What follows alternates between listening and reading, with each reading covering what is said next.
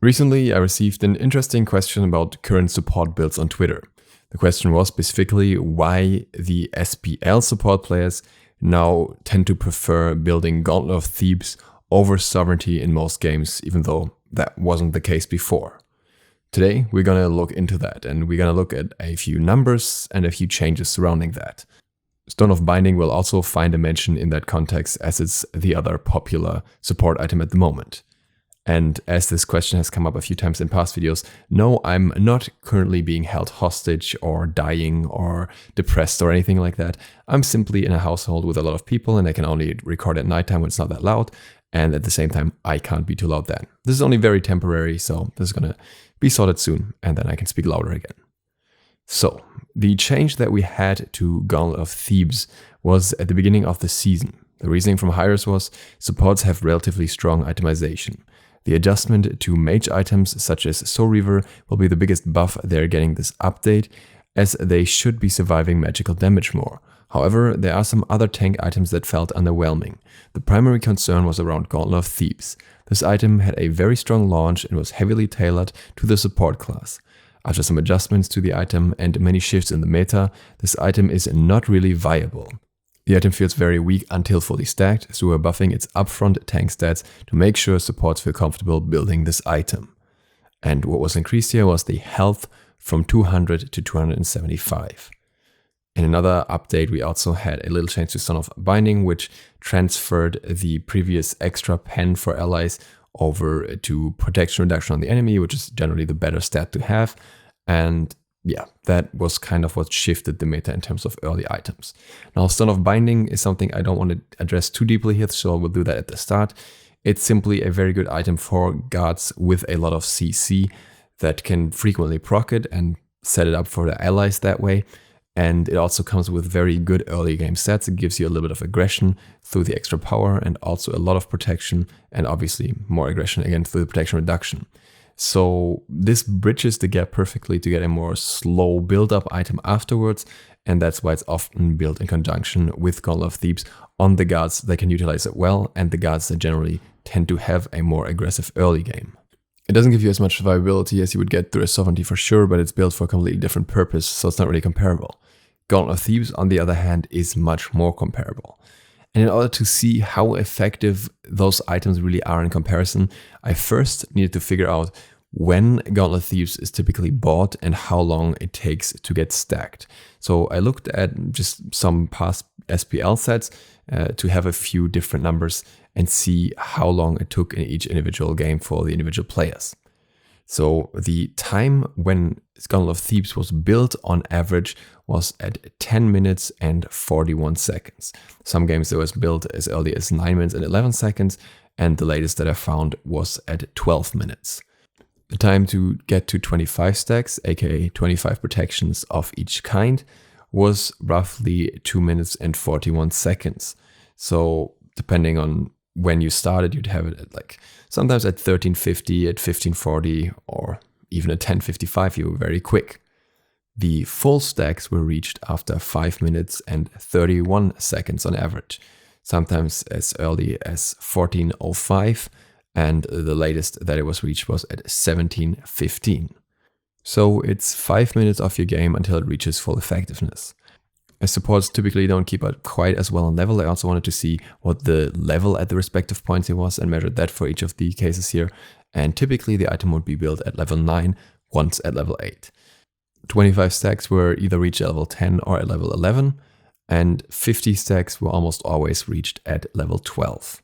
This makes it very, very easy to compare the stats here because we know that around level 9, we'll have none of the extra stats, and at level 12, we'll have all of them. So to summarize this part, we know that it takes roughly 5.5 minutes to stack Gauntlet of Thebes from scratch, and it will go across 3 levels roughly from level 9 to level 12, meaning it's a significant portion of your mid-game, but also not super long. So what I did next was I got the stats for a common support at the moment, Fafnir, at level 9, level 11, and level 12. You can see here is the HP values starting at 1305, then next it's 1485, and then it's 1575. The physical protection went up from 52 to 58 and then 62, and the magical protection went up from 38 to 40 to 41. The HP 5 went up to 12 to 13 and then to 13.5. Then I threw a Guardian's Blessing into the mix for each of these items here, increasing the health by 100 each and the protections by 5 each.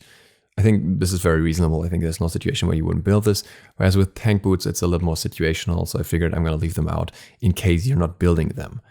And that's going to be our foundation to see how good the items are at these points, and later we'll also look at level 20 at a full build. So now next we need to look at Gauntlet of Thebes. Gauntlet of Thebes, when it has no stacks, has only 275 health and 15 HP 5. At 25 stacks, or in other words at level 11 here, it would then have 275 health still, but 25 physical protection, 25 magical protection, and 15 HP 5. And at full stacks, aka level 12, aka 50 stacks, it would have the same health again at 275 with 60 physical protection, 60 magical protection, and 15 HP 5. We'll talk about the aura aspect here a little later. With the Sovereignty, which is 300 gold cheaper, so you maybe get it around level 8, but we'll compare it on the same levels here because it really just depends on the situation. You'll have 250 health, 60 physical protection, and 25 HP 5. And this is where things get really interesting. So we are going to look at a build at level 9 that includes both the Guardian's Blessing as well as either Gauntlet of Thebes or Sovereignty. At level 9, the build with Gauntlet of Thebes will have 1680 HP and 57 physical protection as well as 43 magical protection. And along with that, you'll have 27 HP 5. That brings you to 2637 physical effective health and 2402 magical effective health. At level 11, we'll have 1860 HP, 88 physical protection, and 70 magical protection, as well as 28 HP 5. The physical effective health is therefore 3496, and the magical effective health is 3162. At level 12, with Gauntlet of Thebes, we'll have 1950 health, 126 physical protection, 106 magical protection, 28 HP 5, and that leads to 4426 physical effective health and 4017 magical effective health.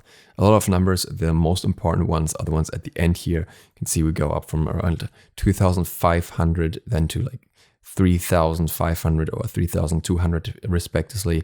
And then at the end we have 4400 and 4000 for the effective health values.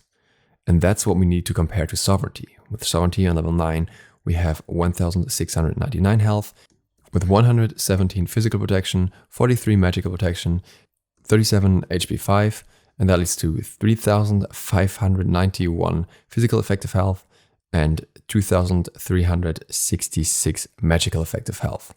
That means you will basically have the same physical effective health on level 9 as somebody with Gauntlet of Thebes would have around level 11. In the magical department, things don't look so good if we go further down the road. On level 11, we have 4092 physical effective health, which is still 500 more than with Gauntlet of Thebes, but we only have 2660 magical effective health, so we're losing 500 here.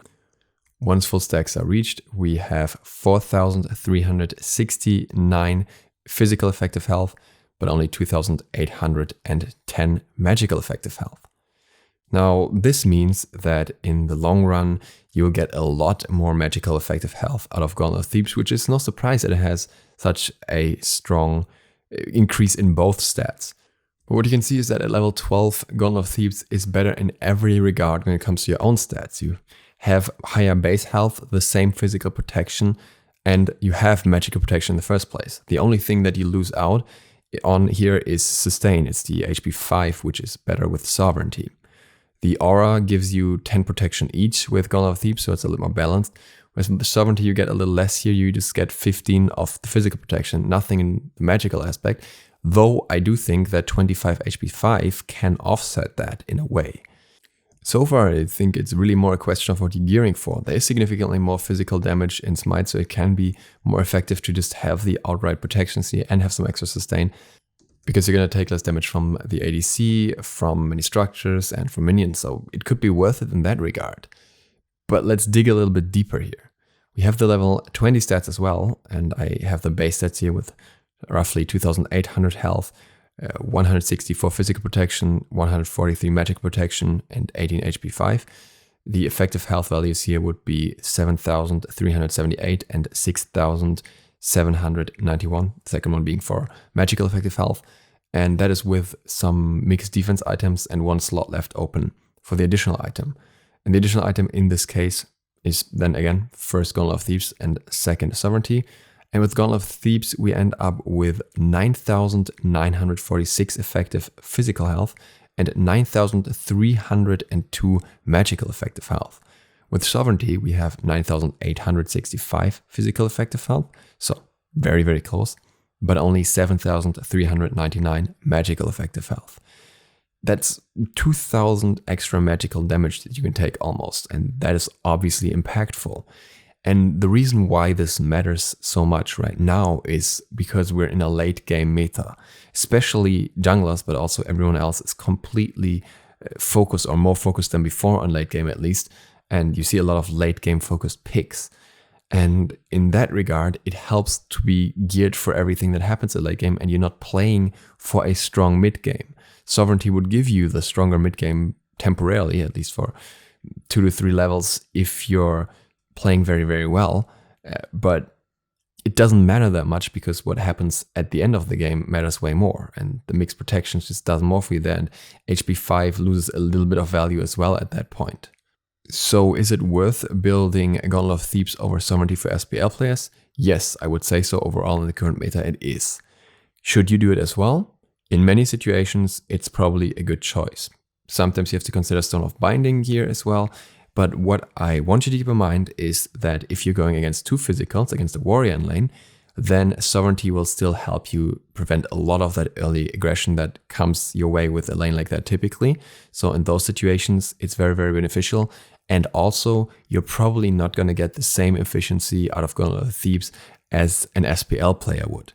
And that's because they are super, super efficient when it comes to getting every single possible farm on the map and rotating from camp to camp, from lane to lane, and getting everything on the way that they can. So they're probably going to stack a little bit quicker than you are, and your effectiveness will maybe be a little lower depending on how good you are at farming or at assisting and not taking farm as well.